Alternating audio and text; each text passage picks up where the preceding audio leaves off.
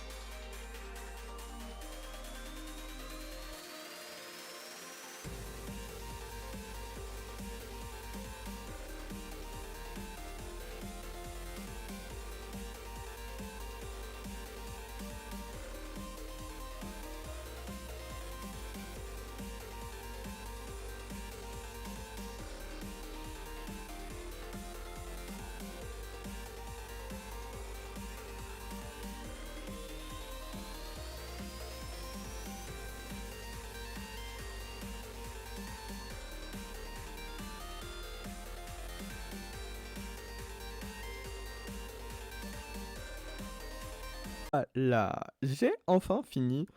le- Comment on appelle ça?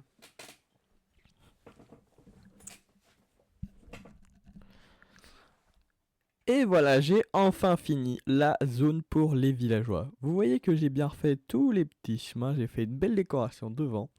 Et nous avons une porte 3x3. Ce qui est pas forcément très simple à faire dans Minecraft normalement, mais là grâce à Create, ça devient hyper simple. Je vais tout vous expliquer. Donc là on a un petit levier, et clac, la porte recule toute seule. Magnifique. On avance, clac, on referme. Et là on a un autre levier pour ouvrir. C'est quand même magnifique. Ici on arrive dans ce magnifique cercle avec tout en pierre des abîmes et en bois de chêne. J'ai fait ça sur 2 étages pour avoir en haut ce magnifique pavillon avec une zone de stockage. Je trouve ça vraiment vraiment sympa. Et cet escalier qui permet de descendre là où il y aura la plupart des villageois. Et ces petites cases qui viendront accueillir les différents libraires avec les meilleurs livres possibles. Donc j'ai mis quelques coffres pour stocker les ressources dont on aura besoin. Puis j'ai fait un peu de décoration. Franchement, ça m'a l'air vraiment sympa. Mis quelques torches pour éclairer parce qu'il faudra vraiment pas qu'un zombie arrive ici.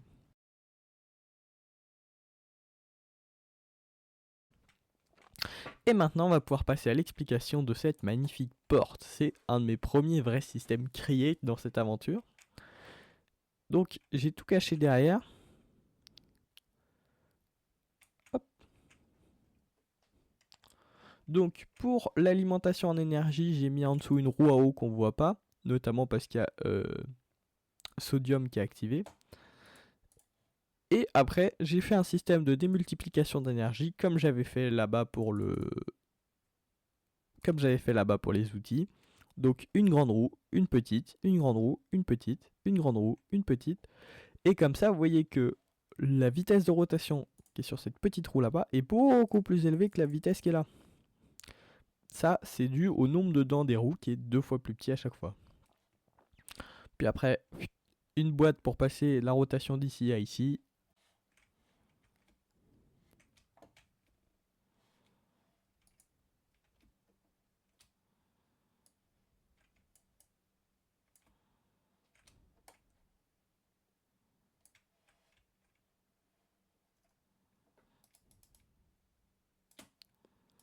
Et vous voyez que là, j'ai cassé le levier.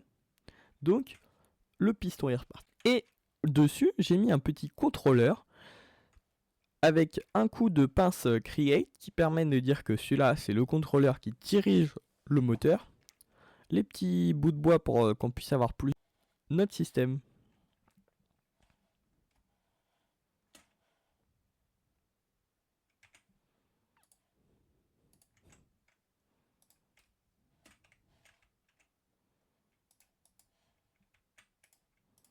Donc c'est vraiment bien parce que Create, ça permet de faire des choses qui auraient été beaucoup plus compliquées sur Minecraft. Et là, ça permet vraiment de les simplifier. C'est vraiment cool.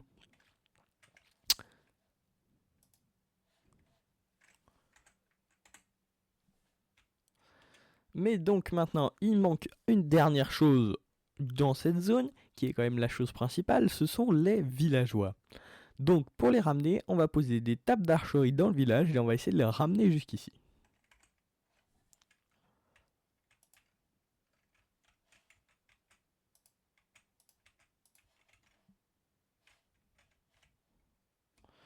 Je vais aller dormir.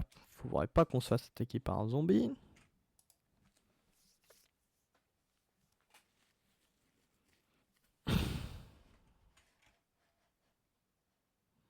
Bon, vous voyez que les villageois sont un peu concons, ils se sont tous retrouvés bloqués dans l'enclos à vaches. Donc on va être obligé de laisser partir les vaches pour récupérer les villageois.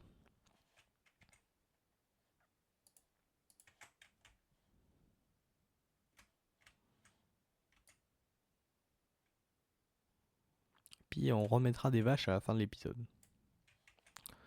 Donc là, on va essayer de mettre, hop, des blocs métiers en espérant que ça attire au moins 2 villageois. Ok, ça en a attiré un, mais il est reparti.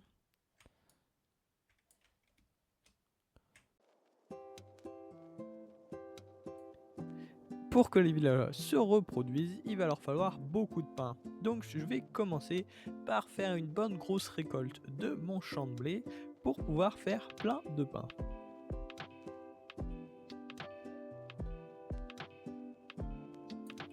Et après, en attendant qu'ils se reproduisent, eh bien j'ai fait pas mal de combats Pokémon et je me suis rendu compte que mon Arco pouvait évoluer. Donc je vous montre l'évolution en Masco. Bon, au final c'était pas très impressionnant puisque le mode ne modélise pas les évolutions, mais il est quand même assez stylé une fois évolué.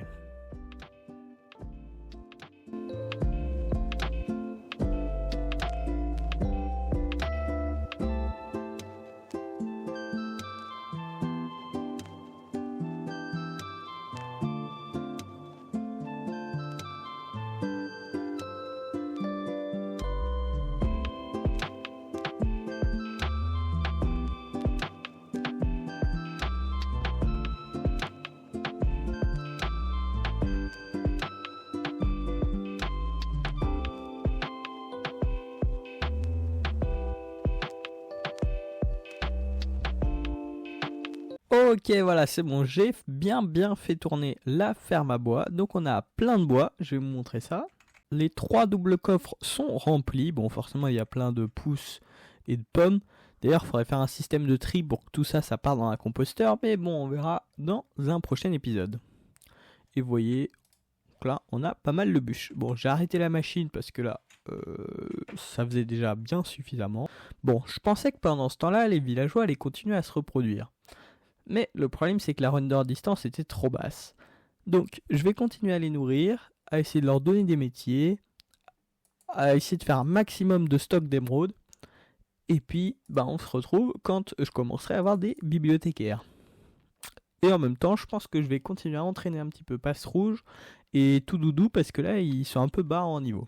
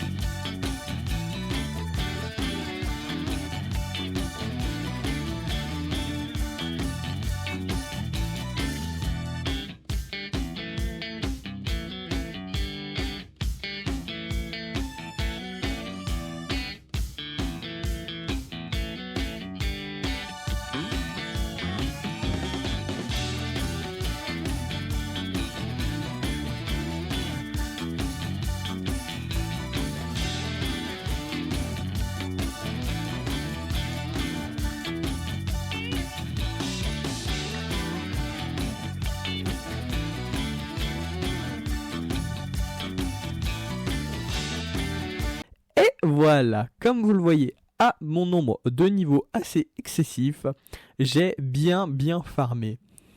Vous voyez d'ailleurs que j'ai fini de poser tous les lits, que j'ai mis plein de tables d'archerie, et j'ai réussi à farmer tous les livres. Oula, faudrait que je baisse la render distance, mais hop, c'est pas là, c'est là. J'ai tous les raccommodages dont je vais avoir besoin, toutes les solidités dont je vais avoir besoin. Bon, ils sont que en 2, mais ça va le faire. Protection 2, fortune pour mettre sur la pioche, et puis des efficacités 3. Il me reste encore pas mal de bois. Tout est là-bas. Il y a encore largement de la marche, sachant que 4 stacks de bûches comme ça représente à peu près un stack d'émeraude. C'est une data intéressante. Et pour combiner tous ces livres et notamment faire la super pioche, il va falloir que j'aille reminer du fer pour me faire une nouvelle enclume. Donc c'est parti, direction la mine.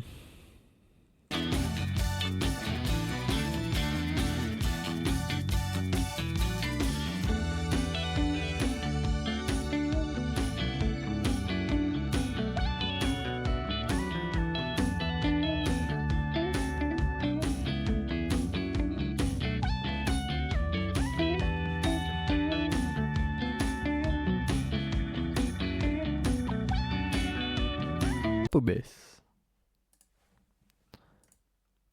Et voilà, j'ai fini mon stuff. J'ai bien mon full diamant enchanté. Avec le solidité de protection de raccommodage partout.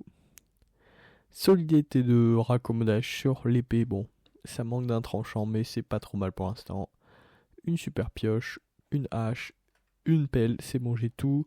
Petit seau d'eau pour les MLG, un bouclier.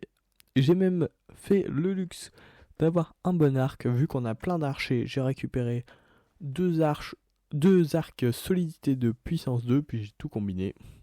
Nickel, j'ai refait plein de super balls. Donc là, on est paré pour l'aventure. Et j'ai même récupéré 62 blocs d'émeraude. Forcément, j'ai eu besoin de monter beaucoup de niveaux pour faire toutes les combinaisons. Donc, j'ai eu pas mal d'émeraudes. Et voilà, c'était la fin de ce 3e épisode. Donc, si vous ne voulez pas louper la suite, vous pouvez mettre un like et vous abonner.